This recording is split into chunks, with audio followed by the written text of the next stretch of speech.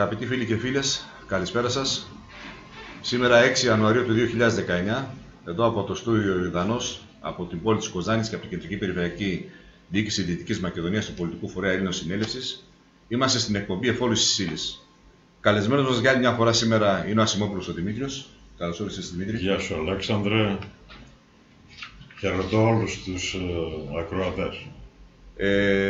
Σήμερα σκοπός της εκπομπής μας είναι να κάνουμε μια τοποθέτηση στον πολιτικό φορέα του Έθνους των Ελλήνων, η Ελλήνων Συνέλευση, να δώσουμε το στίγμα του πολιτικού φορέα, σε τι αποβλέπει αυτός ο πολιτικός φορέας, και θα αναλύσουμε σήμερα, Δημήτρη, δύο μεγάλα κεφάλαια, φορολογική πολιτική και ηθαγένεια, που πιστεύω είναι από τα πιο βασικά κεφάλαια της κοινωνίας και ιδίως του πολιτικού φορέα, έτσι όπως θα έχει δομηθεί στο μέλλον η Ελλήνων πολιτεία. Δημήτρη, σε καλωσορίζω για μια ακόμα φορά. Γεια σου. Όπως ξέρετε, αγαπητοί φίλοι και φίλες, μετά από 4-5 χρόνια ενημέρωσης, η Ελλήνων Συνέλευσης,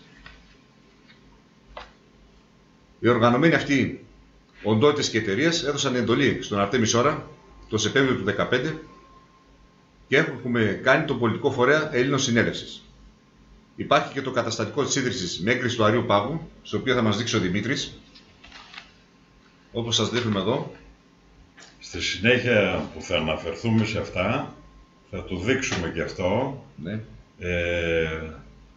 Θα αναφερθούμε αρχικά, νομίζω, Αλέξανδρε, πρέπει να αναφερθούμε τι είναι οι τοπικοί οργανισμοί, δηλαδή τα γραφεία που γνωρίζουμε και είναι πάνω από 350 στην Ελλάδα και όπου υπάρχει ελληνισμός, και ποιος είναι ο σκοπός ίδρυσης αυτών των γραφείων. Έτσι, πρέπει να δώσουμε και μετά στη συνέχεια θα αναφερθούμε και σε αυτά που ανέφερες, Αλέξανδρε, ηθαγένεια, φορολογική πολιτική και ίσως και οτιδήποτε άλλο.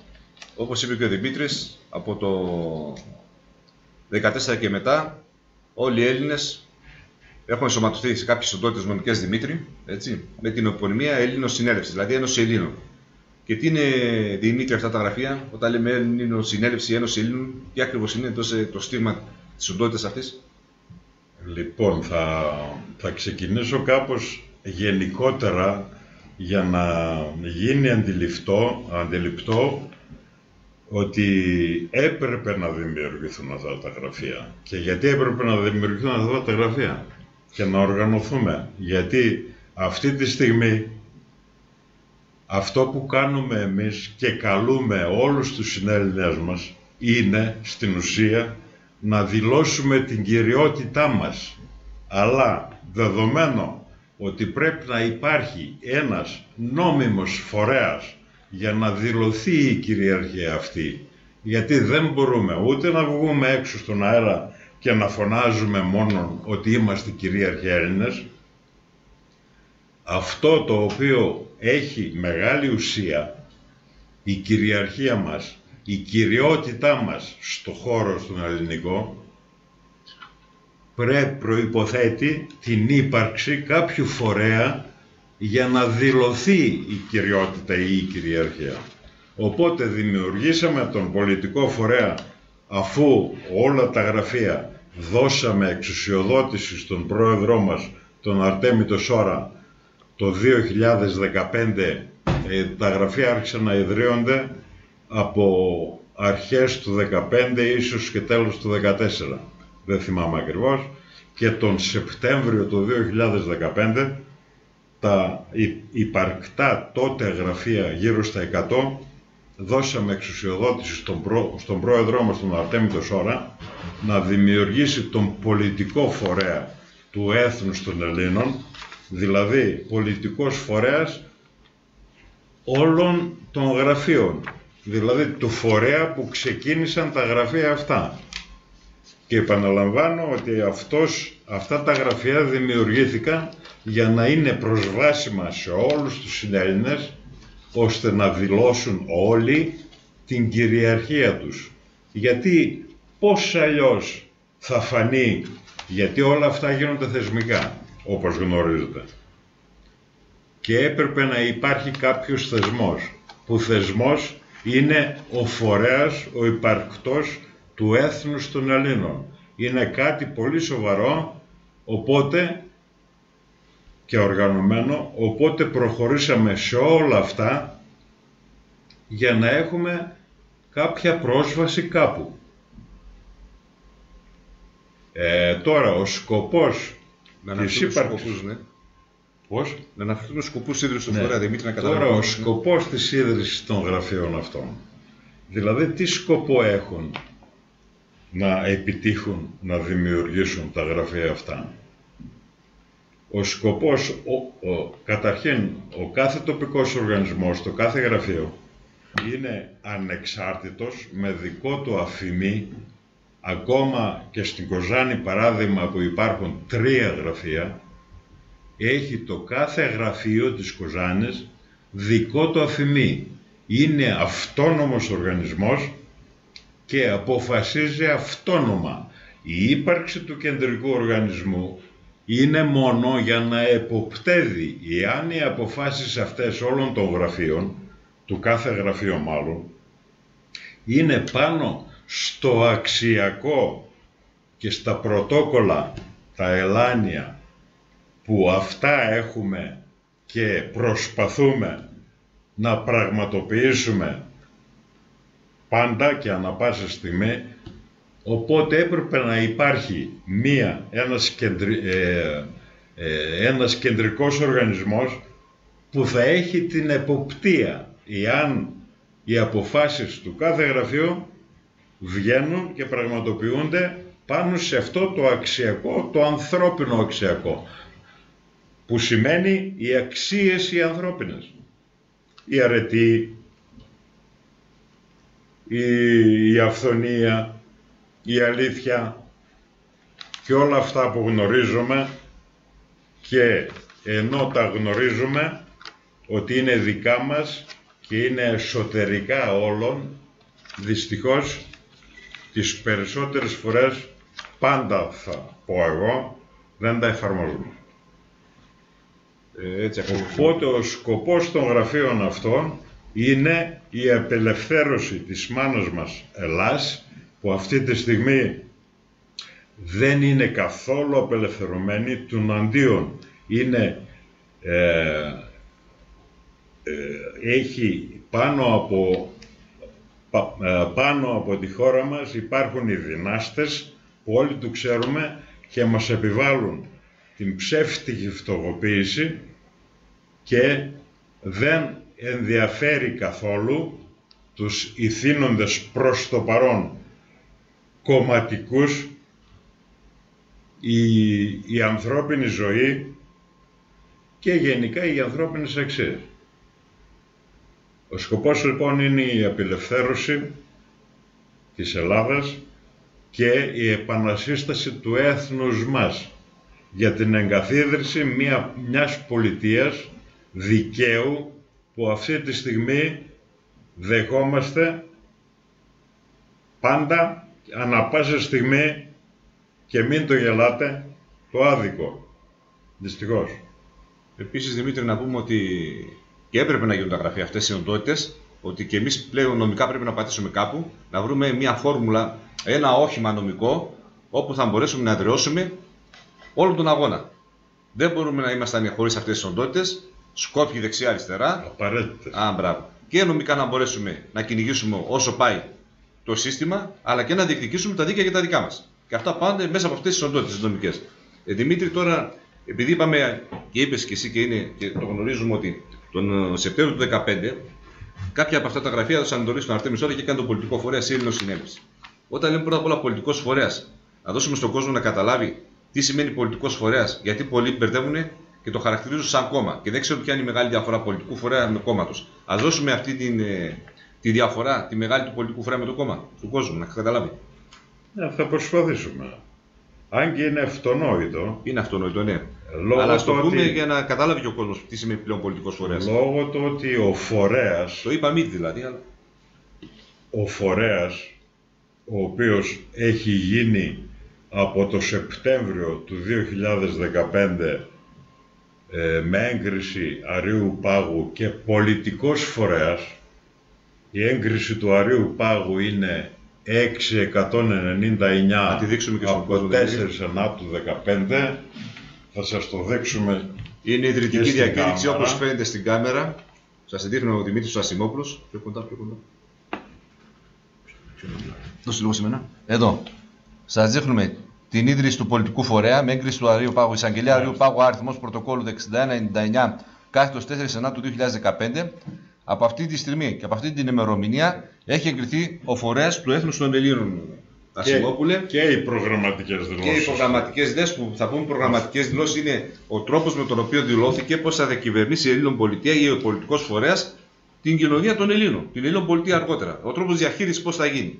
Δημήτρη, να πούμε όμως και ποιοι είναι οι σκοποί της ίδρυσης του πολιτικού φορέα. Πού αποβλέπει δηλαδή ο πολιτικός φορέας. Ο σκοπός της ίδρυσης του πολιτικού φορέα είναι τα οικονομικά εργαλεία του Αρτέμις Ώρα να δοθούν όπως είναι να υποστηριχθούν όλα τα οικονομικά εργαλεία του Αρτέμι και να προωθηθούν όλα τα οικονομικά εργαλεία του Αρτέμις Ώρα και όχι μόνο τα οικονομικά εργαλεία του Αρτέμις Ώρα, αλλά και την αλήθεια που μας έχει βγάλει και μας έχει δώσει ο Αρτέμις Ώρας. Αυτό μην το ξεχνάμε ποτέ, και η αλήθεια είναι και τα παγκόσμια καταπιστεύματα, ο πλούτος δηλαδή της Ελλάδας, εκτός από τα οικονομικά εργαλεία του Αρτέμις Ώρα, που στη συνέχεια θα φανεί γιατί αναφέρομαι μόνο η προώθηση και η υποστήριξη των οικονομικών εργαλείων του Αρτέμις Ώρα.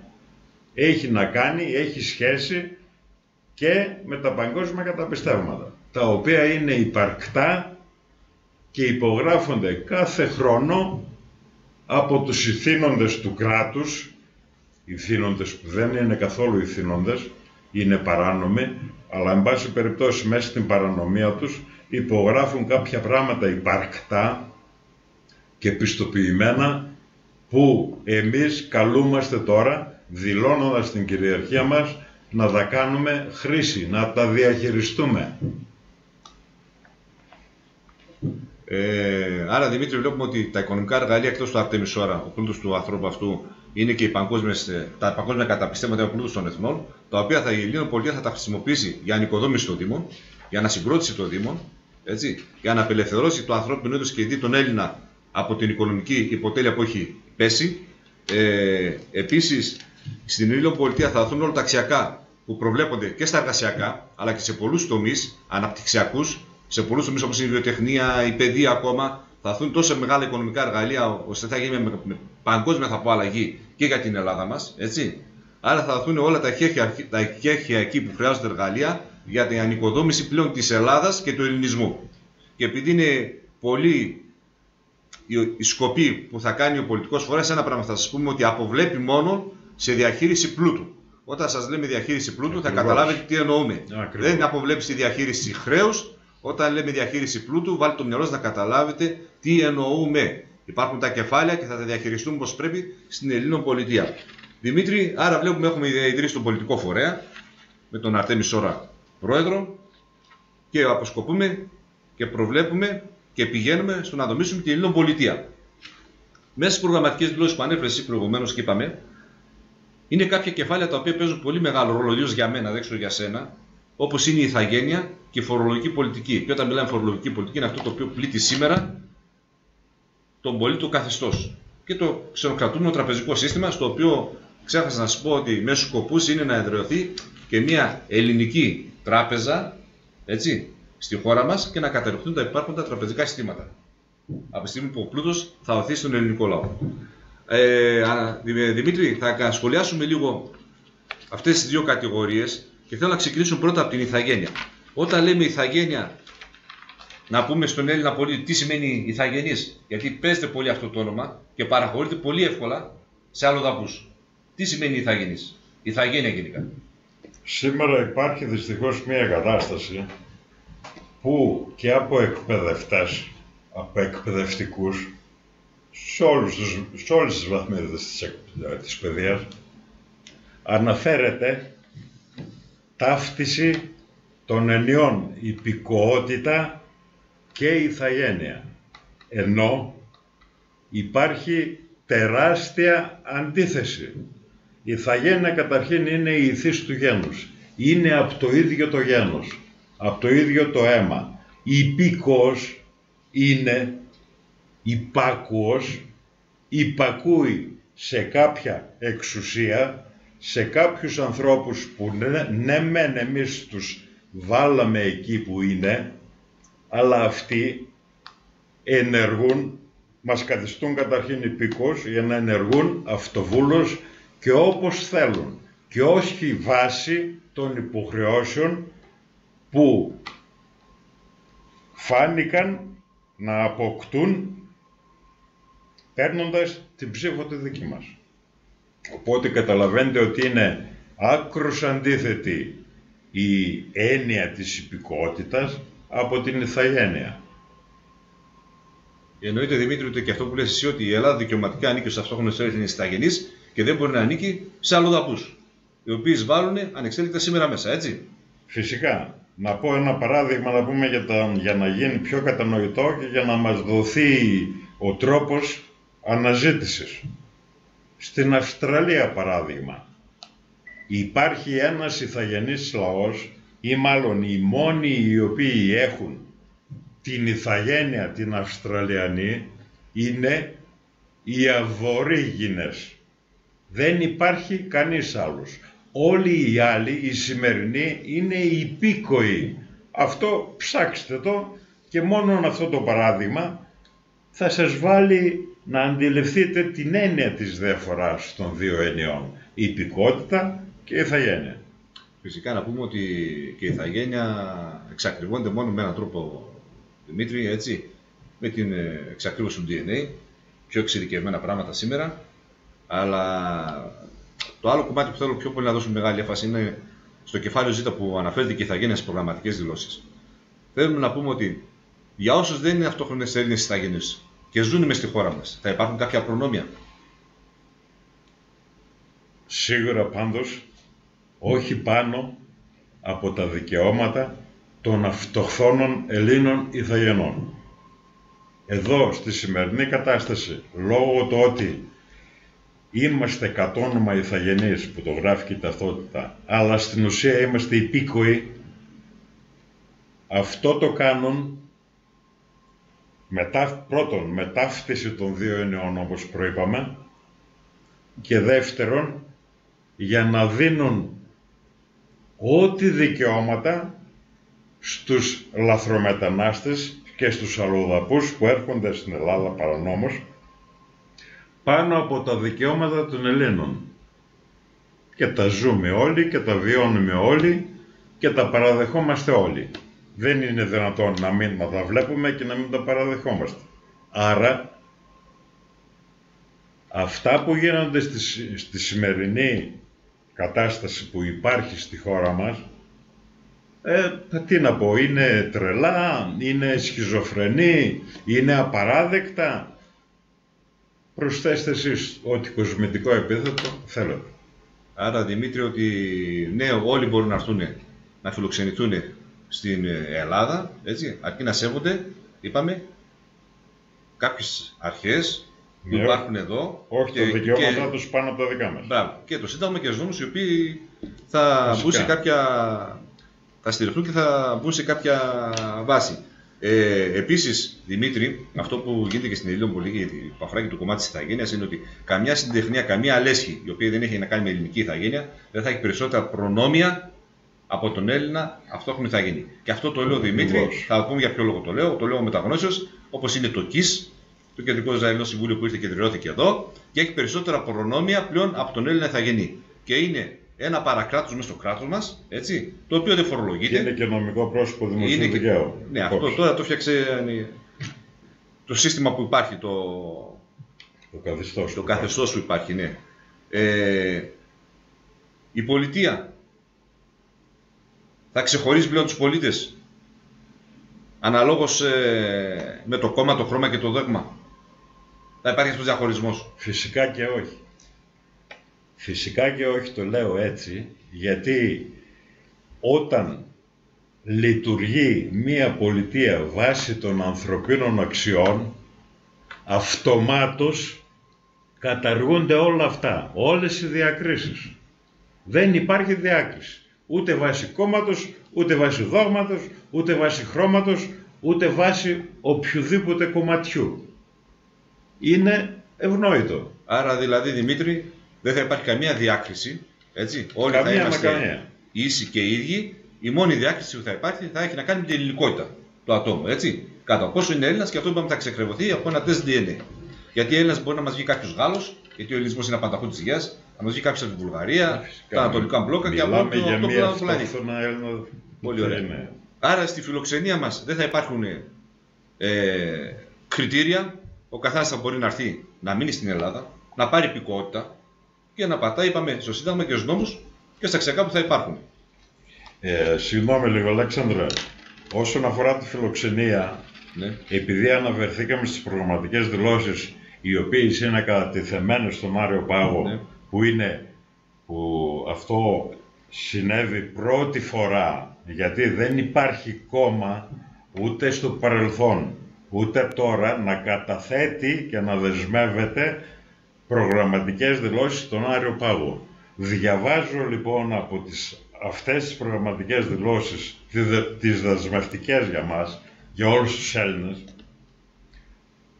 σχετικά με τη φιλοξενία. Η φιλοξενία μας ανήκει στην παράδοσή μας, το γνωρίζουμε όλοι αυτό, και θα μπορεί ο καθένας να διαβιώνει μαζί μας εφόσον αποδέχεται ως τρόπο ζωής τα ελάνια αξιακά πρωτόκολλα της ανθρώπινης αξίας.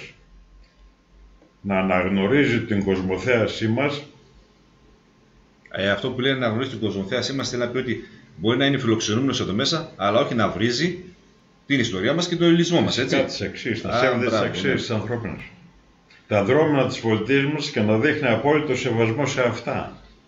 Από εκεί και πέρα φιλοξενούμε τον οποιονδήποτε, γιατί αυτός ο οποιοσδήποτε θα σέβεται και εμάς, αλλά και τον ενδεχόμενα άλλον αλλοδαπό ή μη αυτόχθον Έλληνα θα γίνει, και η ζωή θα είναι αρμονική με όλους μαζί. Οπότε αυτό που έχουν στο μυαλό τους μερικοί, είτε ότι ο Έλληνας είναι ρατσιστής, είτε οτιδήποτε άλλο, αυτό θα πρέπει να το βγάλουμε. Γιατί ο ελληνισμός με το ρατσισμό δεν έχει καμία σχέση. Αυτή τη στιγμή υπάρχουν οι ανθρώπινες αξίες, οι οποίες πρέπει να τηρούνται γιατί ακριβώς είμαστε άνθρωποι. Δεν είναι δυνατόν να υπάρχουν αυτές οι διακρίσεις και αυτές οι έννοιες. Ρατσισμός και κομματισμός και κάθε άλλος εισμός. Αν είναι δυνατόν. Άρα, Δημήτρη, και η ηθαγένειά μας, λέμε, πιστοποιεί φυσικά τα σύμβολα της πολιτείας μας, και πάνω στην ηθαγένεια και στην υλικότητα αυτή πρέπει να αναγνωρίσουμε και τους ήρωές μας, τους προγόνους μας, να τους βάλουμε στη θέση που τους αρμόζει, και δεν έχει να κάνει μόνο με την κοσμοθέαση ο ελληνισμός, έτσι, έχει να κάνει και με πολλούς παράγοντες οι οποίοι πέρασαν από την ιστορία μας, μας έχουν αναδείξει, είναι τα σύμβολά μας. Και αυτά δεν είπαμε ότι επειδή σήμερα η κοινωνία που ζούμε και το παγκόσμιο καθεστώς προσπαθεί να τα αλλοιώσει, με λίγα λόγια τι προσπαθεί να κάνει, να χάσει ο πλανήτης την ελληνικότητά του, γιατί όλος ο πλανήτης, σας το ξαναλέμε άλλη μια φορά και ψάξτε το και μόνοι σας, όλος ο πλανήτης είναι ελληνισμός. Όπου και αν σκάψεις τον πλανήτη, θα βρεις αρχαία ελληνικά αγάλματα. Θα βρεις Έλληνες απογόνους σου. Άρα πρέπει και αυτά να επανέλθουν, να βγουν στην επιφάνεια και να δοθεί τιμή και σε αυτόν τον ελληνισμό.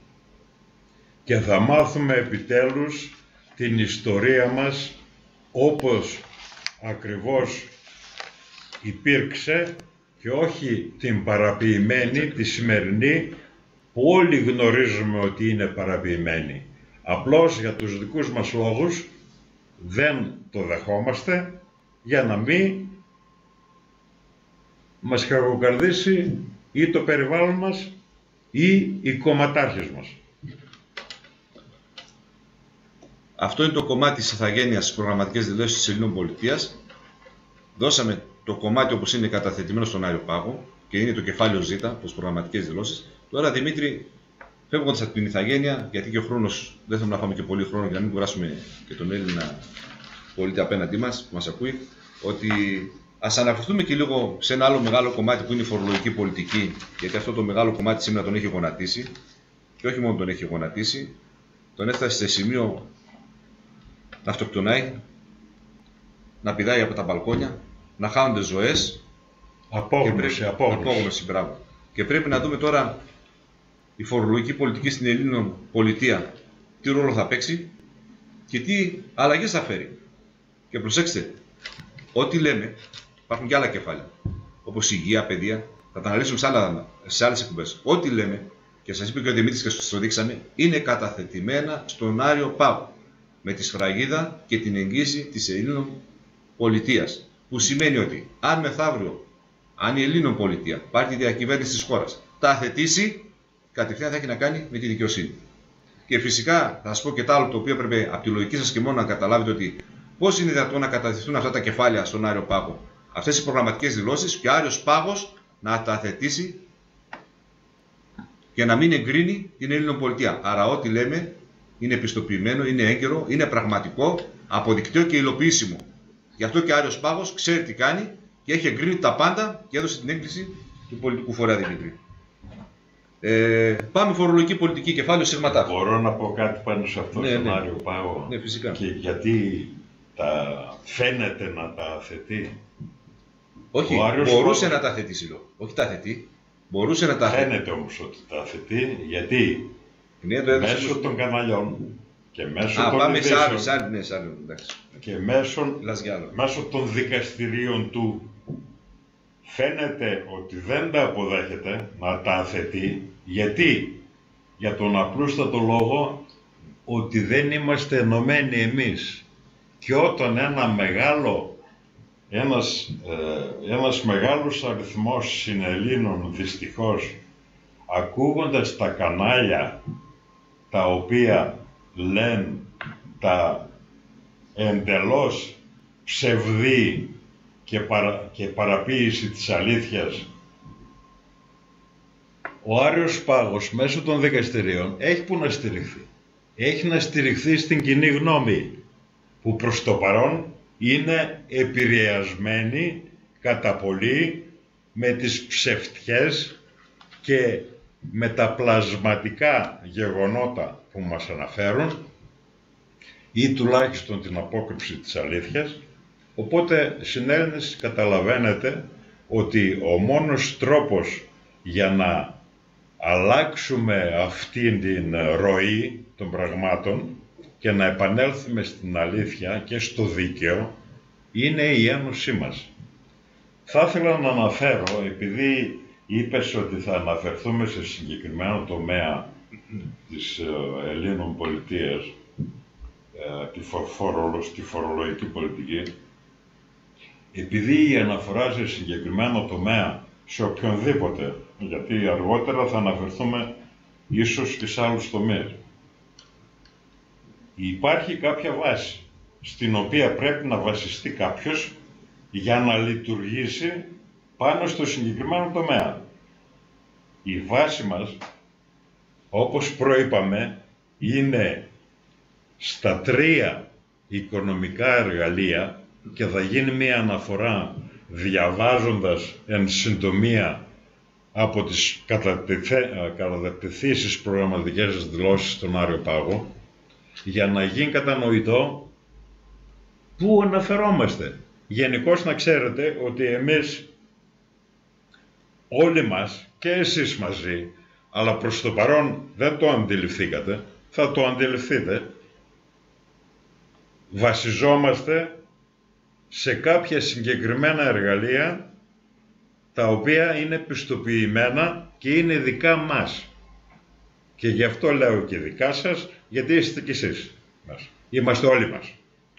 Είναι πρώτον το ποσό των 600 δισεκατομμυρίων δολαρίων Αμερικής, που είναι κατατεθειμένα σε κηδεμονευόμενο λογαριασμό σε τράπεζα του εξωτερικού, πιστοποιημένα. Και για να αντιληφθείς ότι είναι πιστοποιημένα, αν και είναι πιστοποιημένα από πάρα πολλούς φορείς και διεθνείς, θα κάνω μία αναφορά και θα σας δείξω ότι αυτή η πιστοποίηση, αυτήν την πιστοποίηση μάλλον μας τη δίνουν οι ίδιοι, που οι ίδιοι εκπροσωπούνται από τον Υπουργό των Οικονομικών, ο οποίος κάθε χρόνο συντάσσει και καταθέτει στη Βουλή τον κρατικό προϋπολογισμό. Όλοι μας το γνωρίζουν. Να σας το δείξω εγώ, Δημήτρη, σε ανέλησε, τι είναι. Δείξτε το λίγο, να γίνει μια αναφορά μετά. Δείξει και το αυτό που είναι. Αυτό που είναι με ΦΕ και είναι ο προϋπολογισμός του κράτους. Παρακάτω που είναι τονισμένο. Μπράβο. Θα προχωρήσουμε παρακάτω να δείτε. Ανεβάζει. Εδώ με το μπλε είναι, αν φαίνεται καλά, δανεισμός, φαίνεται, μπράβο, 600 δισεκατομμύρια ευρώ, έτσι Δημήτρη. Ναι, ακριβώς. Ωραία. Αυτό είναι ο προϋπολογισμός του 19. Ενώ υπήρχαν άλλοι 3 προϋπολογισμοί με τα 600 δις. Όπως καταλαβαίνεις και βλέπεις στην Έλληνα, ότι η πιστοποίηση της ύπαρξης των 600 δις έχει αρχίσει όχι μόνο φέτος, που είναι στον προϋπολογισμό του 19, αλλά έχει αρχίσει από το 2016, αλλά όχι μόνο, 16, 17, 18, 19, 4 χρόνια κρατικός προϋπολογισμός. Και 5η φορά στον κρατικό απολογισμό του 2015. Εδώ μαζί μου έχω μία έκθεση του ελεγκτικού συνεδρίου επί του απολογισμού, του ισολογισμού και των λοιπών χρηματοοικονομικών καταστάσεων της κεντρικής διοίκησης του κράτους για το οικονομικό έτος 2015, που στον απολογισμό αυτόν, βάσει του προϋπολογισμού που είχε κατατεθεί, παρουσιάστηκε μία απόκλιση 600 στα πιστωτικά έσοδα τακτικού προϋπολογισμού του μεγέθους, απόκλιση, διαφορά δηλαδή του προϋπολογισμού, των προϋπολογιστών εσόδων και του απολογισμού. 676 δις 136 εκατομμύρια 655.000. Συνέλληνά μου, αναρωτιέσαι τι είναι αυτό? Αν και το αναφέρομαι τι είναι αυτό στους κρατικούς προϋπολογισμούς τους επόμενους. Σε αυτή λοιπόν την έκθεση το ελεγκτικό συνέδριο λέει ότι ζητήθηκε αναλυτική κατάσταση των φορέων που συμμετέχουν στο κοινό, γιατί στον απολογισμό τα έσοδα αυτά αναφέρονται σαν δάνεια και τότε. Ζητήθηκε λοιπόν αναλυτική κατάσταση των φορέων που συμμετέχουν στον κοινό κεφάλαιο και επομένως στο βραχυπρόθεσμο δανεισμό, αλλά με την τάδε απόφαση, παντική επιστολή 1648, 13 Ενάτου 16, απαντητική του επιστολή ο ΟΔΙΧ δεν παρήχε επαρκή πληροφόρηση. Εδώ, όπως καταλαβαίνει στην Έλληνά μου, δεν λειτουργεί τίποτα και επειδή είναι όλα εξαρτημένα από την παράνομη εξουσία, που είναι και εκτός ουσίας, αλλά είναι παράνομη γιατί δεν υπάρχει σύσταση της Βουλής, όπως το ξέρουμε όλοι πλέον, γίνεται το έλα να δεις, δεν λειτουργεί τίποτα. Ελεγκτικό συνέδριο αποφασίζει ή λέει ή ρωτάει για κάποια πράγματα, δεν υπολογίζεται. Συμβούλιο της Επικρατείας βγάζει αποφάσεις οι οποίες δεν τηρούνται και δεν εφαρμόζονται από τα ίδια τα δικαστήρια. Τι να πούμε ρε συνέδριο? Εδώ Δημήτρη, να πούμε για να καταλάβει ο κόσμος, να μην τους ζαλίζουν πάρα πολύ, ότι βάσει της μεγάλης απόκλησης του ποσού αυτού, των δισεκατομμυρίων ευρώ που βρέθηκαν, έγινε επερώτηση και δεν δόθηκε απάντηση. Και λέμε εμείς και στους Υπουργούς Οικονομικών και στον κύριο Βαρουφάκη και στον κύριο Τσακάλατο να μας απαντήσουν αυτά τα 600 δις πώς εμφανίστηκαν στους τελευταίους 3 κρατικούς προϋπολογισμούς μέσα σαν κεφάλαια που ήταν πιστωτικά και στον τελευταίο προϋπολογισμό του 19 φαίνονται ως έξοδα και έσοδα δανεισμού. Έτσι Δημήτρη. Υπόψη τώρα για το αληθές υπόθεσης, φίλοι και φίλοι που μας ακούτε, Θα σας δώσω εγώ το νόμο του κρατικού προϋπολογισμού του 19. Γράφετε 18, αλλά είναι το 19. Θα το πατήσετε εσείς και θα δείτε και μόνοι σας. Ο νόμος είναι ο 4584 κάθετος του 2018.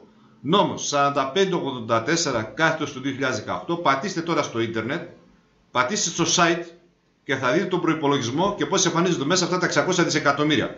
Που δεν είναι τίποτα άλλο από τα λεφτά του Αρτέμις Ώρα, τα οποία δόθηκαν προς εγγύηση, προς δάνειο στην ελληνική δημοκρατία.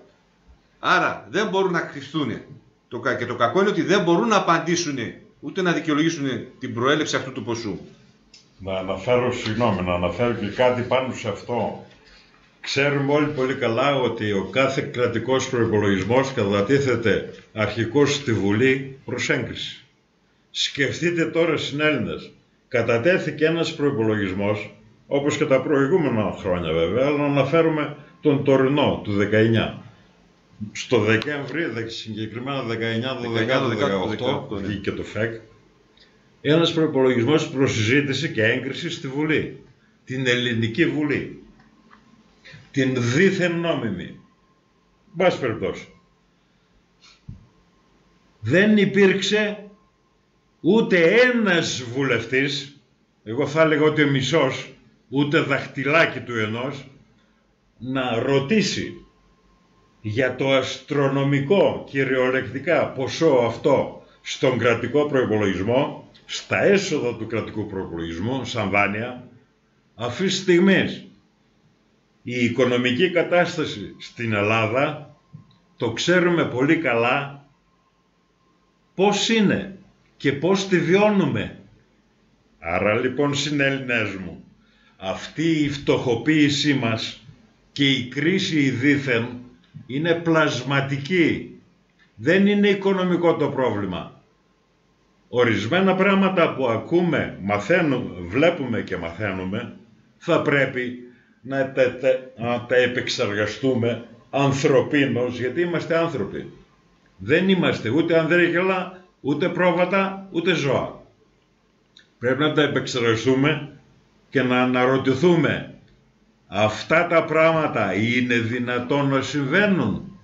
Αυτή τη στιγμή να υπάρχουν 600 δις κατατεθεμένα στον κρατικό προϋπολογισμό και απ' την άλλη να μην έχουμε να επιβιώσουμε? Γιατί μέχρι εκεί φτάσαμε. Και να συμβαίνουν στην Ελλάδα κατά αυξημένο ποσοστό αυτοκτονίες και να φεύγουν παιδιά μας στο εξωτερικό, επίσης κατά αυξημένο ποσοστό. Δημήτρη, αυτό που είπες στο περίεργο, να δώσουμε στον κόσμο και κάποια στοιχεία του παρελθόντος. Είπες το περίεργο είναι όταν ο κρατικός προϋπολογισμός ψηφίζεται μέσα από τη Βουλή και πέρασε προέγκριση 19 Δεκάτου του 18, πριν 1-2 μήνες δηλαδή. Έτσι. Όλοι γνώριζαν αυτή την απόκτηση των 600 δις, αλλά κανένας δεν πήρε μέρος να πει αυτά που προέκυψαν. Και θα σας απαντήσω εγώ, να ξέρει και ο ελληνικός λαός. Μετά την κατάθεση των 600 δις του Αρτέμις Ώρα, τον Αύγουστο του 2012, και επειδή η εκάστοτε κυβέρνηση του Σαμαρά δεν δέχτηκε να πάρει το ποσό αυτό, ενώ έχει βραβευτεί κιόλας σαν ευεργέτης, έκανε κάτι άλλο ο κύριος Αρτέμις Ώρας. Με εξώδικη διαδικασία ενημέρωσης σε όλους τους βουλευτές και στους 302 εξωκυβερνητικούς, τους απέστειλε το καταθετήριο των 600 δις. Και τους είπε να το κάνουν επιρρότηση αν τα πάρουν, αφού η κυβέρνηση δεν τα παίρνει. Φανταστείτε ότι και από τους 302 ούτε ένας βουλευτής βγήκε να πει τίποτε. Και φτάσαμε στο σημείο ο Αρτέμις Ώρας να κάνει μήνυση για ασχάτη προδοσία όλο το κοινοβούλιο. Το παράλογο που είναι. Γιατί κανένας δεν μίλησε για τον προϋπολογισμό, αφού όλοι ξέρουν τα 600 από τον Αρτέμις Ώρα μέσα περασμένα. Και είναι και μηνιόμενοι για ασχάτη προδοσία. Για μένα δεν είναι παράλογο. Ρωτάω, φυσικά ούτε για τον Έλληνα πολίτη. Ποιος δεν θα ήθελε να μηνυθεί κάποιος ο οποίος ενεργεί έτσι, ο οποίος προδίδει και μάλιστα με εσχάτη προδοσία. Το ζεις και το βιώνεις στην Έλληνα. Και επειδή όλα τα έγγραφα και αποδείξεις που έχουμε είναι στο διαδίκτυο, αγαπητοί συνέλληνες, συμπολίτες, ψάξτε στο διαδίκτυο και βρίσκετε μηνυτήρια αναφορά του Αρτέμις Ώρα προς το Κοινοβούλιο. Είναι όλη η μηνυτήρια αναφορά του Αρτέμις Ώρα προς το Κοινοβούλιο στο διαδίκτυο. Θα δείτε για ποιο λόγο μηνύθηκαν. Και γιατί κανένας δεν έκανε μια επερώτηση, σαν βουλευτής, σαν εκπρόσωπος του ελληνικού λαού, να μην πλατιάσουν κι άλλο, ότι Εκεί υπάρχει έξω ένας άνθρωπος ο οποίος λέει ότι έχει 600 δις, μας έχει κάνει μίληση για στάτη προδοσία. Ας κάνουμε άρση της ασυλίας μας, ας πετάξουμε απ' έξω τον νόμο 62 και το άρθρο 62 και το άρθρο 86 του συντάγματος που μας καλύπτει από την ασυλία και ας πάμε να δικαστούμε. Ή ο άνθρωπος λέει αλήθεια και θα πάρουν τα λεφτά να σώσουμε τη χώρα μας, ή ο άνθρωπος είναι απατεώνας και θα το κλείσουν μέσα. Ούτε και αυτό κάνανε. Και μου λες τώρα ποιο είναι το περίεργο. Ανθρώπινες αναζητήσεις είναι αυτές. Για μένα δεν είναι περίεργο, Δημήτρη, αυτό. Δεν είναι περίεργο. Τα αφήνουμε αυτά τα Δημήτρη για να μην πλατιάζουμε Λοιπόν, να πάμε. επειδή το θέμα μας ήταν οι αναφορές στα να τελειώσουμε τα οικονομικά εργαλεία. Μπράβο, συνέχιση να τελειώσουμε τα οικονομικά εργαλεία. Αυτή ήταν μια μεγαλούτσικη παρένθεση, γιατί τότε τα ποσά να πούμε είναι τεράστια. Εντάξει, δικαιολογούνται αυτές οι παρενθέσεις. Οι μεγάλες. Ναι, έπρεπε να γίνει όμως. Οπότε έχουμε το ποσό των 600 δις που αναφέρθηκε, το οποίο είναι σαν δάνειο με επιτόκιο 0%, αρχικά 0,5% αλλά θα επιστρέψει στην Ελλάδα, ο τόκος, από πληρωμή μέχρι 100 χρόνια. Δεύτερον, ποσό 300 δισεκατομμυρίων ευρώ. Αυτό είναι ποσό το οποίο προήλθε και υπάρχει και έχει κατεβεί μέσα στη χώρα μας, στην Τράπεζα της Ελλάδος, από το παγκόσμιο καταπίστευμα, από τον πλούτο μας, που τον υπογράφουν κάθε χρόνο όλοι οι βουλευτές και η τελική έγκριση είναι από τον Υπουργό Οικονομικών, από τον εκάστοτε, από τον Πρόεδρο της Δημοκρατίας και από τον πρέσβη μας στα Ηνωμένα Έθνη. Αυτό το ποσό των 2-3-300 δις είναι που έχει κατεβεί μετά από το πληρεξούσιο που έχει λάβει ο Αρτέμισος Ώρας από έναν δήμο της χώρας και αφού έχει καταθέσει όλες τις μελέτες για το τι έργα, γιατί υπάρχει κάποια διαδικασία για να κατεβούν λεφτά από το παγκόσμιο καταπίστευμα. Πρώτον, να είναι θεσμός αυτός που θα το κατεβάσει. Έγινε θεσμός ο Αρτέμις, παίρνοντας την εξουσιοδότηση από το Δήμο της χώρας, που ο Δήμος της χώρας είναι θεσμός.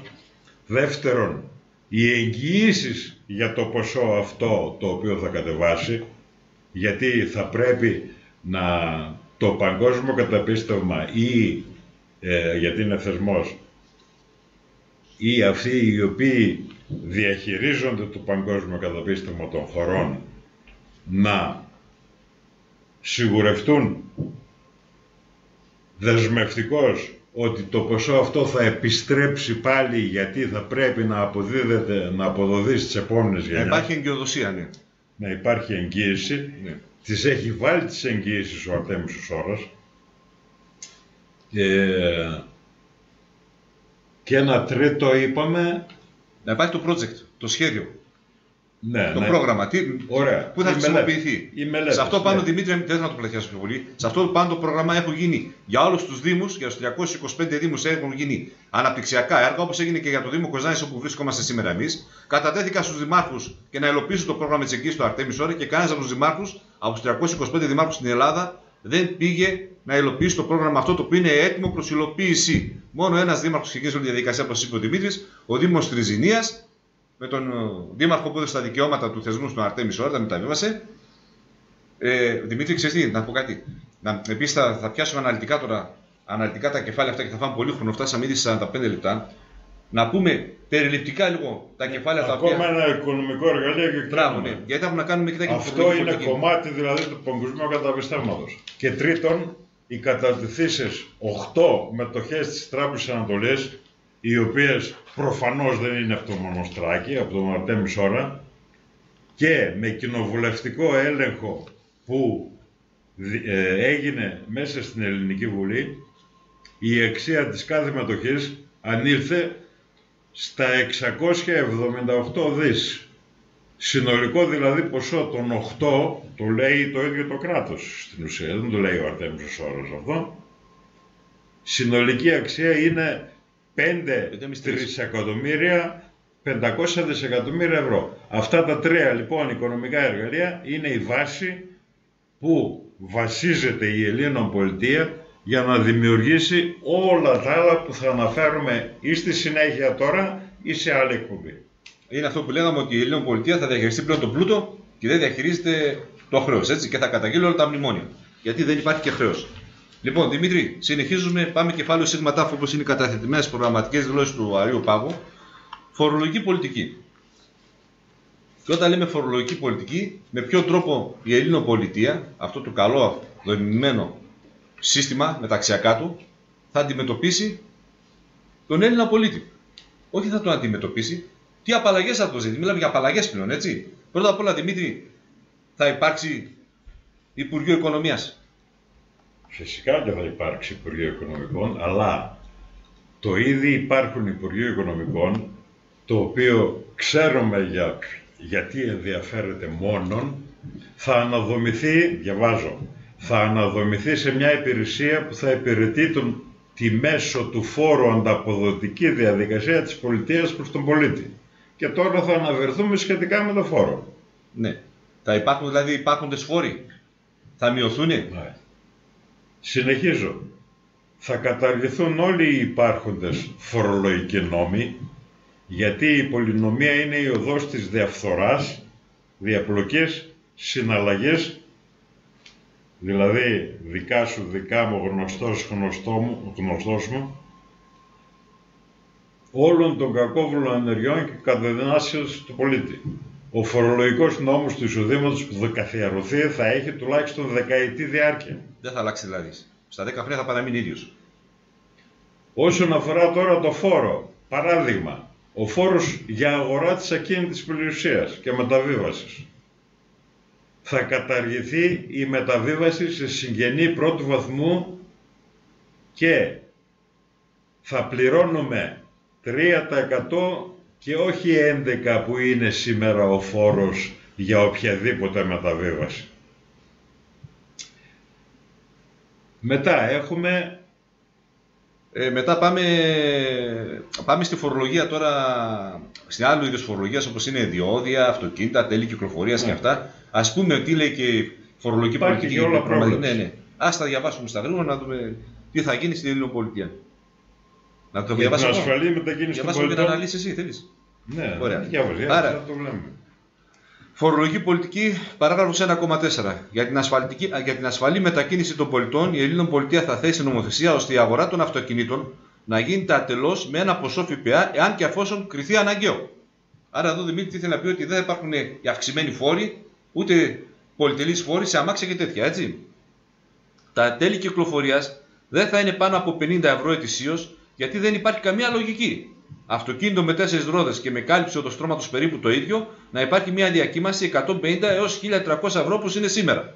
Να πω, Δημήτρη, να πω ότι σήμερα τα τέλη κυκλοφορίας πάνε με τα κυβικά. Δεν με ενδιαφέρει αν έχει 50 κυβικά, αν έχει 4.000 κυβικά. Τα χιλιόμετρα που θα διανέσει είναι ίδια, οι δρόμοι που θα διανέσει είναι οι ίδιοι και στην ίδια κατάσταση. Άρα γιατί να φορολογηθεί περισσότερο? Αυτό είναι ο φόρος που πολυτερίας βάζουν ακόμα και στα τέλη κυκλοφορίας. Δεν είναι μόνο αυτό, Αλέξανδρε, είναι και τα ποσά. Δηλαδή και ανάλογα με τα κυβικά, αλλά τα ποσά ξεκινούν από σχεδόν 200 ευρώ και πάνω. Στην Ελλήνων πολιτεία λέμε ότι δεν θα είναι ετησίως πάνω από 50 ευρώ. Τα διόδια καταργούνται γιατί καταστρατηγούν το δικαίωμα της ελεύθερης διακίνησης, αυτό υπάρχει και νόμος να ξέρετε, του συντάγματος, των πολιτών εντός του ελλαδικού χώρου. Με τους σημερινούς παρόχους των εθνικών οδών θα διαπραγματευτεί η πολιτεία. Και όταν λέμε παρόχους, να ξέρετε ότι όλες οι συμβάσεις γίναν παράνομες. Όλα έχουν πληρωθεί από το δικό σας το μέρισμα, από το δικό σας τον πλούτο που είπε και ο Δημήτρης, και επικαρπώνται τα ωφέλη αυτών των παροχών τρίτη. Κατασκευαστικές εταιρείες, με λίγα λόγια. Δηλαδή μιλάμε να πούμε για πλήρη κατάργηση διοδίων. Σήμερα πρέπει να το ξέρουμε και αυτό, γιατί ίσως επειδή δεν το ψάχνουμε, μας έχουν συνηθίσει ούτε ώστε να μην αναζητούμε ούτε να ψάχνουμε πράγματα. Υπάρχει νόμος του ελληνικού κράτους, της παράνομης ελληνικής βουλής, αλλά αυτοί μας τον παρουσιάζουν νόμιμο, που λέει, που απαγορεύει την ταυτόχρονη πληρωμή διοδίων και τελών κυκλοφορίας. Δηλαδή πληρώνουμε, εμείς που δεν ξέρουμε, πληρώνουμε και διόδια και τέλη κυκλοφορίας στα ποσά αυτά τα εξωφρενικά που δεν μας επιτρέπουν να ζήσουμε, γιατί υπάρχουν και άλλες υποχρεώσεις. Μας δημιούργησαν και άλλες υποχρεώσεις. Συνεχίζουμε. Φορολογητέο εισόδημα στην Ελλήνων Πολιτεία. Κάτω από 15.000 ευρώ δεν θα φορολογείται κανένας.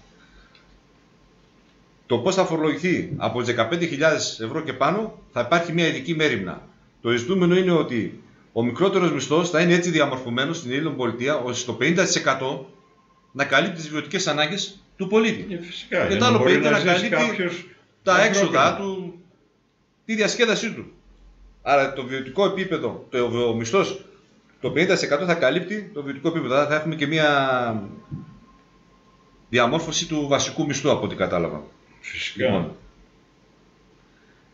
η Ελλήνων Πολιτεία θα διανύμει στον Η Ελλήνων Πολιτεία θα διανύμει στον άξονα των άλλων αξιακών κρατική γη. Θα διανύμει κρατική γη στους αυτόχθονες Έλληνες ηθαγενείς και μόνο σε αυτούς χωρίς το δικαίωμα μεταπώλησής τους. Σε αυτό, Δημήτρη. Δεν είναι αξιακό. Θα μεταβιβαστούν. Δηλαδή με διανομή ακίνητη περιουσία στους αυτόχθονες Έλληνες ηθαγενείς. Όχι στους λαθρομετανάστες που γίνεται σήμερα και εμείς πληρώνουμε ενίκιο ουσιαστικά για την κυριότητά μας και την ιδιοκτησία μας. Είναι εξωφρενικά πράγματα αυτά που συμβαίνουν σήμερα. Είναι λογικό ότι λόγω του ότι η Ελλήνων Πολιτεία που θέλουμε να δημιουργήσουμε και θέλετε κι εσύ και θέλεις κι εσύ συνέλληνα, το θέλεις, αλλά κάνεις ότι δεν το θέλεις για διάφορους δικούς σου προσωπικούς και μόνο λόγους. Η Ελλήνων Πολιτεία δηλαδή που θα δημιουργηθεί, εάν εφαρμόσει, όχι εάν, είναι δεσμευτικός βάσει των κατευθυνσιών προγραμματικών δηλώσεων, να τις εφαρμόσει και θα τις εφαρμόσει. Βάσει των ανθρωπίνων αξιών είναι φυσικό να ενδιαφερθεί πρώτερα αρχικά για τους αυτόχθονες Έλληνες ηθαγενείς, για τους κυρίαρχους στον τόπο αυτόν. Συνεχίζουμε, Αλέξη. Η επόμενη νότη έχει να κάνει με την προηγούμενη αυτή που είπαμε τώρα. Η Ελλήνων Πολιτεία με απόλυτο σεβασμό στον νεογέννητο Έλληνα, με πρόσβαση στην αρμονία και με γνώμονα ότι ήρθε στην Ελλάνια γη, θα αποκτά αυτομάτως ένα κομμάτι, ένα τμήμα της πολυοδομημένης περιοχής. Δηλαδή, Δημήτρη, θα δίνει και στον νεογέννητο, θα δίνει, μπράβο, ένα κληρονόμημα γης από την Ελλήνων Πολιτεία. Φυσικά, γιατί η Ελλήνων Πολιτεία ενδιαφέρεται και θα ενδιαφέρεται για όλους. Παραλαμβάνω τους αυτόχθονους Έλληνες ηθαγενείς. Λοιπόν, σε ένα άλλο κομμάτι η θέση αφορά και τη γυναίκα όσον αφορά το φορολογικό και είναι η ενότητα 1,10. Εδώ στην ενότητα αυτή λέει ότι η γυναίκα αναγνωρίζεται ως αυτοδύναμη, αυτόνομη και ανεξάρτητη μέσα στο κοινωνικό σύνολο. Φυσικό. Προσέξτε τώρα, υπάρχουν σήμερα θρησκείες και ιερατεία που αυτό, μην πω ακόμα και σε εμάς, αυτό δεν υπάρχει. Τη γυναίκα την έχουν σαν εργαλείο, σαν κόσμημα, σαν αντικείμενο και δεν έχει καμία αξία στη συγκοινωνία στην οποία ζει. Και μιλάμε για κάποιες θρησκευτικές κατηγορίες. Φορολογικά αντιμετωπίζεται αυτόνομα, κάνοντας προσωπική φορολογική δήλωση και όχι οικογενειακή. Αυτόνομη οντότητα. Ναι. Οτιδήποτε αποκτάται εντός του έγγαμου βίου θα διαμοιράζεται σύμφωνα με την νομοθεσία εξ αρχής. Για τις μητέρες που ανατρέφουν παιδιά θα υπάρχει πλήρη μισθολογική και ασφαλιστική κάλυψη από την πολιτεία. Από την πρώτη μέρα που καθίσταται έγκυος με ελάνιο γόνο, η πολιτεία αναλαμβάνει πλήρως όλα τα έξοδα εγκυμοσύνης, γέννησης και ανατροφής του. Η πολιτεία θα αποκαταστήσει όλες τις μητέρες όταν χρειαστεί να μπουν στην παραγωγική διαδικασία για τα χρόνια που έμειναν εκτός αυτής. Λίγο να το αναλύσω αυτό, Δημήτρη. Να πω κάτι. Πλήρη κάλυψη στη γυναίκα, αυτόνομα ασφαλισμένη, μέριμνα στον νεογνώ που θα φέρει το ελάνιο, άρα μέριμνα και στην ίδια και την αποκατάσταση της μετά τη γέννα. Δηλαδή, μία γυναίκα σήμερα με τα σημερινά δεδομένα, τα εργασιακά, Αν παραμείνει έγκυος, σχολάει. Τη διώχνουμε. Ο εργοδότης. Έτσι δεν είναι? Τώρα στην Ελλήνων πολιτεία θα φύγει, θα έχει τις απολαβές της και μετά θα επανέλθει πάλι να ενταχθεί στην εργασία στην οποία... Είναι φυσικό, γιατί η δημιουργός της νέας ζωής, η οποία νέα ζωή προϋποθέτει και σημαίνει ανάπτυξη της ίδιας της χώρας που θα ενταχθεί η νέα δημιουργία, είναι υποχρέωση φροντίδας της πολιτείας, της Ελλήνων πολιτείας που θα δημιουργηθεί. Είναι φυσικό επόμενο αυτό. Είναι υποχρέωσή μας να ανατρέψουμε τη γενοκτονία που γίνεται σήμερα και να τη μετατρέψουμε σε ευγονία. Η αποκατάσταση και εξασφάλιση των γυναικών μητέρων και των απογόνων μας είναι ιερό καθήκον μας. Μέσω της φορολογικής πολιτικής θα δοθεί ανάπτυξη σε όλους τους επιμέρους παραγωγικούς κλάδους. Τώρα μπορείτε να φανταστείτε τι θα γίνει όταν θα έχουμε μειωμένη φορολογική πολιτική ή καθόλου φόρος. Πόσο μπορεί να προχωρήσει ένας κλάδος παραγωγικός, έτσι, και στο πρωτογενή τομέα και στο μεταποιητικό τομέα, σε όλους. Και έχουμε διάφορες κατηγορίες, όπως η ναυτιλία. Π.χ. αναφέρεται εδώ, η ναυτιλία δεν θα φορολογείται με μόνη υποχρέωση να είναι η ναυτιλία δεν θα φορολογείται με μόνη υποχρέωση να είναι η έδρα της εταιρείας στην Ελλάδα. Άρα δεν θα υπάρχει φορολογία στην ναυτιλία, αρκεί η εταιρεία της ναυπήγησης να είναι στην Ελλάδα. Το προσωπικό και το πληρώματα να είναι Έλληνες, εφόσον υπάρχουν διαθέσιμοι, και όλες οι επισκευές των πλωτών μέσων να γίνονται στην Ελλάδα. Άρα μια εταιρεία που θα καλύπτει όλα αυτά, από ναυπήγηση, επισκευή, και θα έχει το προσωπικό της, το ελάνιο θα σας πω, και είπε, λέει και μια ότι εφόσον υπάρχουν διαθέσιμοι, εδώ στο υπόρθυνο υπάρχουν διαθέσιμοι, μπορούν να ζητήσουμε και προσωπικά από τις γείτονες χώρες. Έτσι, Δημήτρη? Φυσικά. Φανταστείτε δεν είναι λογικό, δεν είναι λογικό στην Έλληνας να λειτουργεί κάποια πολιτεία πρώτα για τους αυτόχθονες της πολιτείας της που είμαστε εμείς οι Έλληνες, και μετά, εάν δεν υπάρχει επάρκεια, να αποτείνεται και να δίνει είτε εργασία είτε υποστήριξη στους άλλους οι οποίοι φιλοξενούνται. Είναι πολύ λογικό. Δεν ξέρω αν υπάρχει κάποια διαφορετική άποψη. Δημήτρη, φυσικό είναι ότι όταν η Ελλάδα θα γίνει ένα πλωτό εργοστάσιο, έτσι, φυσικό είναι ότι δεν φτάνουν και τα χέρια τα ντόπια, των ελάνιων, το δικό μας. Και θα αναγκαστούμε να πάρουμε και απ' έξω. Αλλά με προϋποθέσεις, έτσι, όπως είπαμε. Γιατί πάμε για φιλοξενία μετά. Στη βιομηχανία, η οποία θα καλύπτει τομείς παραγωγής που είναι απαραίτητοι στην πολιτεία, και προκειμένου να γίνει η Ελλάδα αυτάρκης βιομηχανικά, τα πρώτα 5 χρόνια καθίσταται αφορολόγητα. Πιστεύω το λέει ξεκάθαρα. Υποστήριξη βιομηχανίας.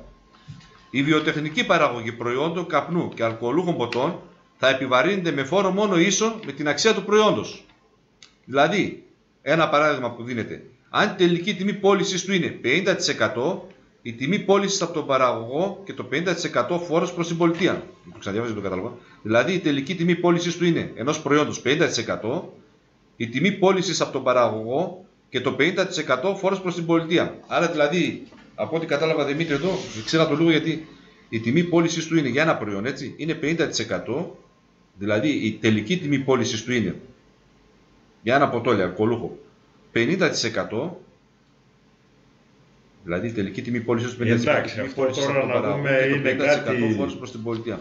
Άρα θα μοιράζεται δηλαδή περισσότερο εξοδεκευμένο, όχι τίποτα άλλο, απλώς ας πούμε θα πρέπει εδώ να αναφέρεται δώσουμε... τώρα, ξέρεις τι επίσης αναφέρεται σε ποτά και σε αλκοολούχα και τσιγάρα και τέτοια, τα οποία επιβαρύνουν και την υγεία, θα πάμε σε άλλο κομμάτι της υγείας. Θα υπάρχει ένας πιο αυξημένος φόρος, έτσι, το 50% της τιμής πώλησης να πηγαίνει στον παραγωγό και το άλλο 50% να φορολογείται. Η ουσία στην Έλληνα θα είναι ότι η Ελλήνων πολιτεία, η οποία θα εγκαθιδρύσουμε όλοι μαζί και με εσένα στην Έλληνα μαζί, όταν ενδιαφέρεται για τη δημιουργία και όχι για την κατάλυση, την καταστροφή και την εξαφάνιση του ελληνισμού, είναι φυσικό επόμενο να ενδιαφέρεται για όλες τις υπάρξεις και τις οντότητες και για την ανάπτυξη. Είναι φυσικό επόμενο. δεν μπορεί να αρχίσει να επιβάλλει κάποια πράγματα λόγω του ότι θέλει να διαλύσει και να καταστρέψει τον ελληνισμό όπως γίνεται σήμερα.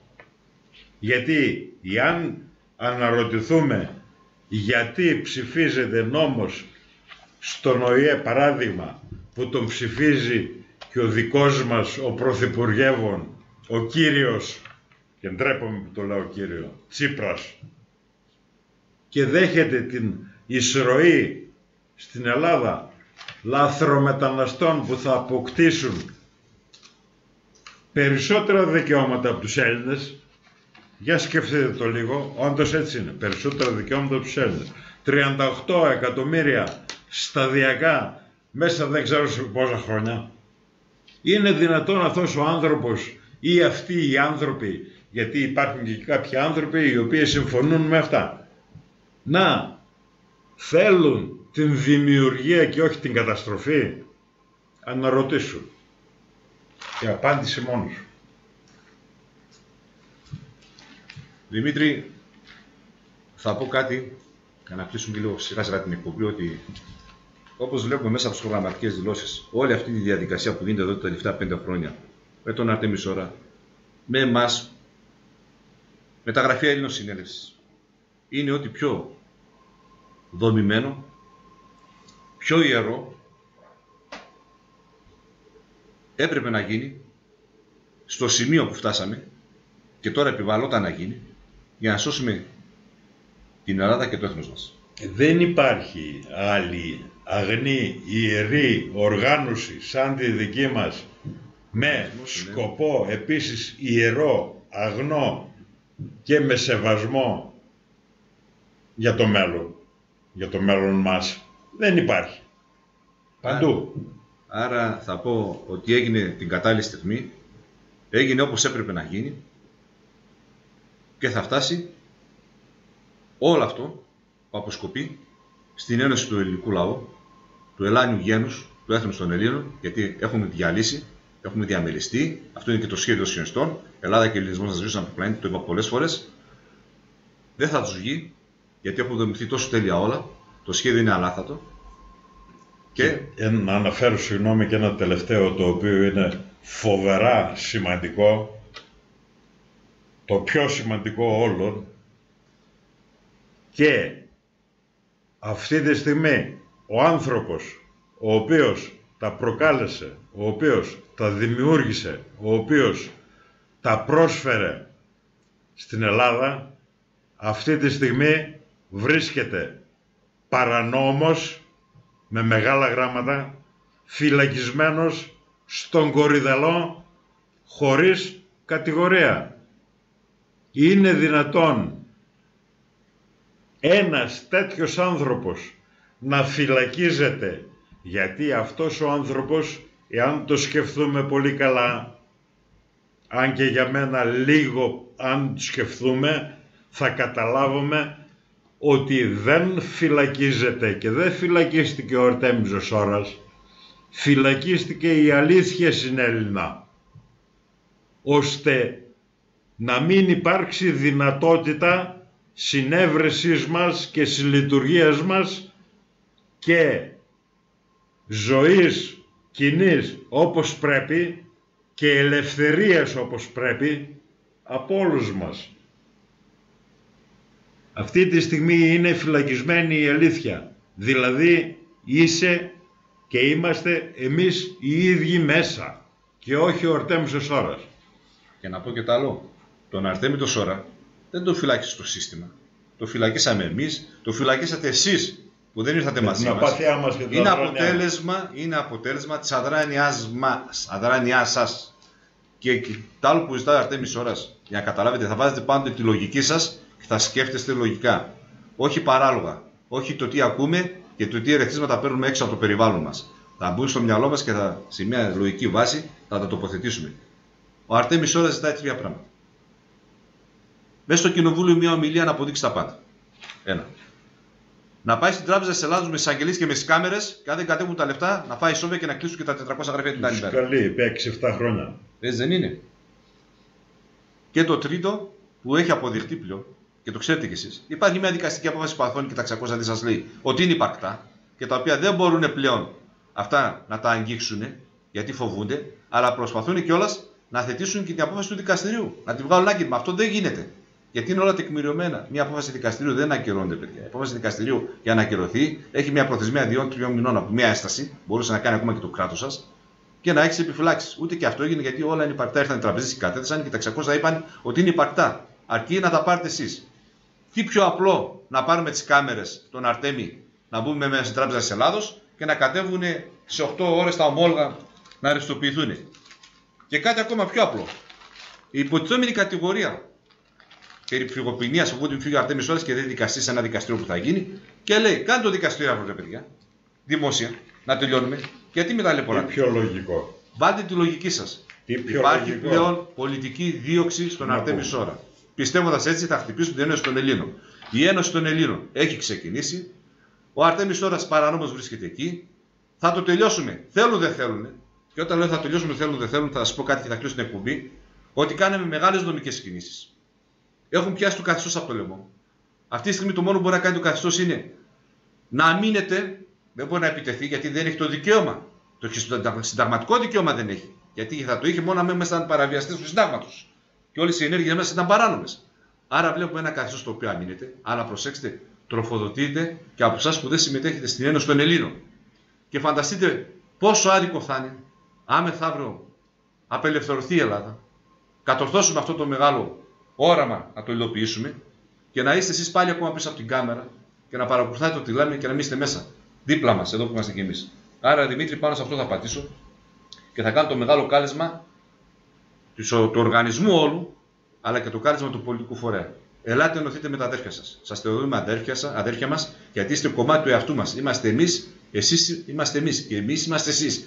Δεν μας έχετε καταλάβει ακόμα. Ελάτε όλοι μαζί να συστρατευτούμε, να κάνουμε πιο εύκολη τη διαχείριση και την πορεία του αγώνα, γιατί θα πάρουμε δύναμη, θα μεγαλώσει η δυναμική μας και θα το λιώσουμε πολύ πιο γρήγορα. Όσο εσείς είστε απέναντί μας ή δεν μπαίνετε μέσα, δεν θα πω απέναντί μας, δεν συμμετέχετε, ζορίζεται και η κατάσταση δικιά μας. Εμείς φυσικά έχουμε δρομολογήσει πώς θα το κάνουμε και με ποιο τρόπο και με ποια εργαλεία φυσικά.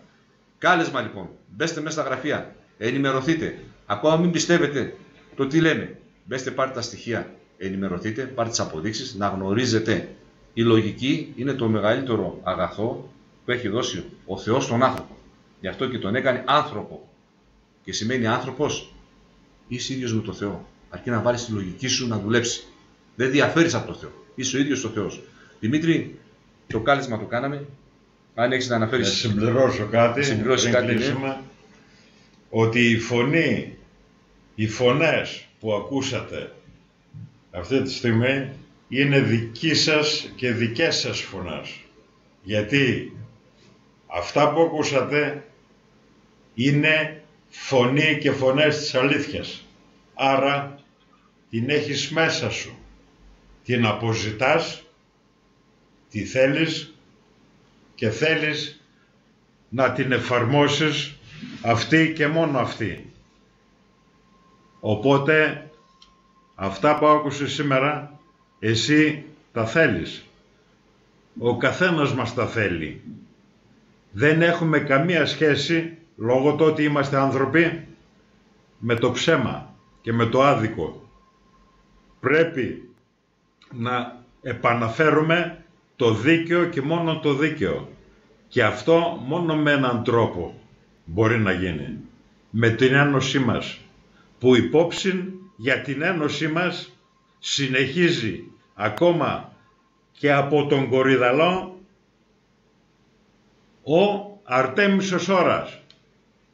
Σκέψου το πολύ καλά και πράξε. Και επειδή πολλοί ρωτάτε αν η Ελλήνος Συνέλευση, ο πολιτικός φορέας θα είναι στις προσκύμενες εκλογικές διαμάχες, ναι, θα είμαστε και στις δημοτικές και στις ευρωεκλογές και στις βουλευτικές, όπου και αν χρειαστεί θα είμαστε εδώ παρόν. Αυτό που θέλουμε από εσάς, όσοι νομίζετε ότι μπορείτε, είστε άξιοι και θέλετε να βοηθήσετε τον αγώνα για την απελευθέρωση του ελληνισμού, είμαστε εδώ. Τα γραφεία μας αριθμούν γύρω στα 400 Δημήτρη σε όλη την Ελλάδα. Ο πολιτικός φορέας είναι παρόν. Ελάτε να μπείτε μέσα, να πολιτευτείτε. και να συνοδοιπορεύσουμε μαζί σε αυτό το μεγάλο γεγονός της νεότερης απόπλεον ιστορίας, η οποία θα γραφτεί με χρυσά γράμματα. Όχι μόνο στην Ελλάδα, Δημήτρη, σε όλο τον πλανήτη. Θα είναι ακόμα δηλαδή ένα έπος ελληνικό, το οποίο ήδη γράφεται για μένα. Αγαπητοί φίλοι και φίλες, συνέλληνες και συνελληνίδες, εδώ από το στούντιο της Κοζάνης και το ράδιο Ιριδανός, ήμασταν μαζί με τον Δημήτρη τον Ασημόπουλο, μια καλή παρέα. Με Αλέξανδρο τον Γεωργιάδη. Με Αλέξανδρο τον Γεωργιάδη. Δώσαμε στις προγραμματικές δηλώσεις του φορέα, ξαναλύσαμε ορισμένα κομμάτια μέσα στις προγραμματικές δηλώσεις. Θα επανέλθουμε σε μια άλλη εκπομπή, θα πιάσουμε ένα άλλο κομμάτι από τις προγραμματικές δηλώσεις και να ξέρετε ότι είμαστε έτοιμοι για όλα. Και ξέρουμε ότι κι εσείς ένα τσαφ σας λείπει να σπάσετε αυτή τη μεμβράνη του φόβου, θα πω εγώ Δημήτρη, όπως κάναμε κι εμείς, και να έρθείτε.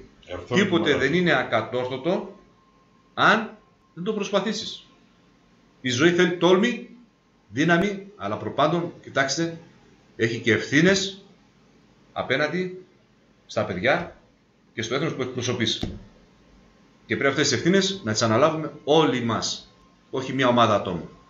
Αγωνιστικούς χαιρετισμούς, Αλέξανδρος Γεωργιάδης. Γεια σας, Ασημόπουλος Δημήτρης. Θα τα πούμε στην επόμενη εκπομπή. Θα τα πούμε. Γεια σας. Γεια σας.